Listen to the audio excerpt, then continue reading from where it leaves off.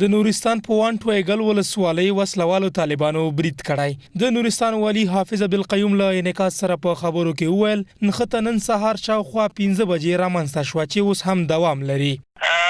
تر اوسه پورې جګړه ادامه لري. زموږ میړنۍ ځواکونه د پولیسو او د اردو په جګړه بوخت دي. طالبانو یو ډیر لوی هجومي حمله ترسره کړې وه چې دا په شا تنبول شوې ده او جګړه اوس هم جریان لري. والي زیاته کړه په دغه نښته کې وسلوال طالبان په شا تنبول شوي او درنه مرګ ژوبله وراوښتې. د هغه په وینا تر دې دمه په نښته کې 10 تنه وسلوال طالبان وژل شوي دي.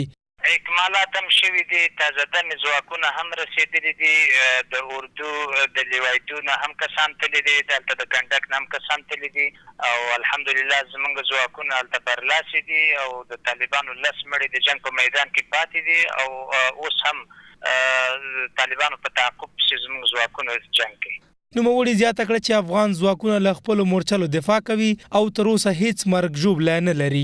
تر دې دمه وسلوالو طالبانو په دې اړه څه نه دي ویلي.